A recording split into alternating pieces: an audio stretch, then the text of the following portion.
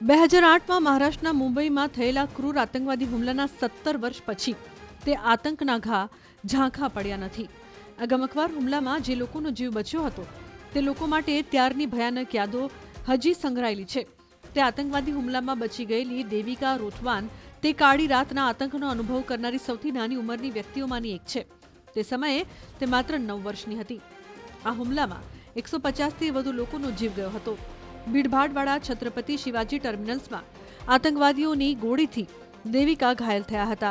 તેમના પગમાં ગોળી વાગી હતી. તે એક જ ઘટનાએ તેમનું આખું જીવન બદલી નાખ્યું હતું. આતંકવાદી હુમલાની સાક્ષી દેવિકા રોટવાની ન્યૂઝ 18 સાથેની એક ખાસ મુલાકાતમાં મુંબईની એ ભયાનક રાત વિશે વાત કરી. 17 साल बीत गए बट हमारे लिए आज भी वो रात वैसी की वैसी ही है. मुझे अब भी ऐसा नहीं लगता है कि वो 17 साल हो गई इस बात को. हर एक सेकंड वो पल को मैं जीती हूँ. मेरे पैर में आज भी वो निशान है. वो दर्द उसी तरीके से.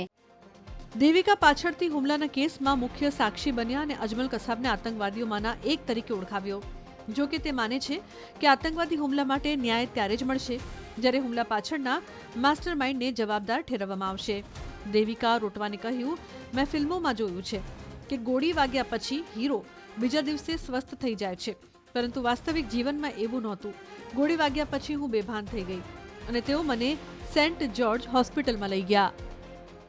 फिल्म में देखा था कि हीरो को गोली लगती है तो दूसरे दिन वो ठीक हो जाते हैं, बट रियल लाइफ में ऐसा कुछ नहीं था.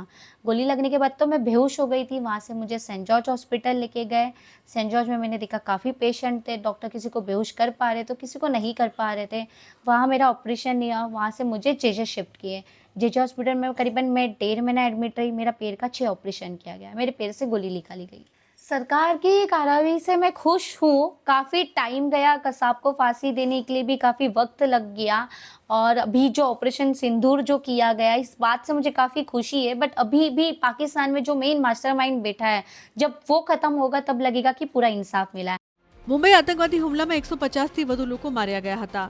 2008ના તે ભયાનક આતંકવાદી હુમલામાં આતંકવાદીઓએ 26થી 29 નવેમ્બર દરમિયાન મુંબઈમાં આતંક મચાવ્યો હતો.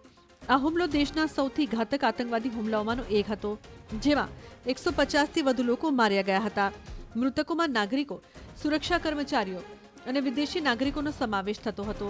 જીવતા પકડાયેલા 10 આતંકવાદીઓમાંથી એકમાત્ર અજમલ અમીર કસાબને 2012માં પુણેની યરવડા જેલમાં ફાંસી આપવામાં આવી હતી. આ એ આતંકવાદી હુમલો હતો જેણે આખી દુનિયાને હચમચાવી દીધી હતી. 26 નવેમ્બર 2008ના રોજ મુંબઈ પર 26/11 તરીકે ઓળખાતા આતંકવાદી હુમલાનો ભોગ બન્યો હતો. પાકિસ્તાનથી લશ્કરે તૈબાના 10 આતંકવાદીઓ સમુદ્ર માર્ગે મુંબઈમાં ઘૂસ્યા હતા અને Taj hotel, Oberoi hotel, Nariman house, Chhatrapati Shivaji terminals અને લિયોપોલ્ડ કાફે સહિત અનેક સ્થળોએ હુમલો કર્યો હતો.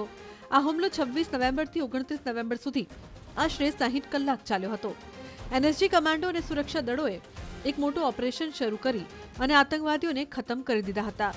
એક આતંકવાદી અજમલ કસાબને જીવતો પકડવામાં આવ્યો અને બાદમાં કોર્ટે તેને ફાંસીની સજા ફટકારી હતી.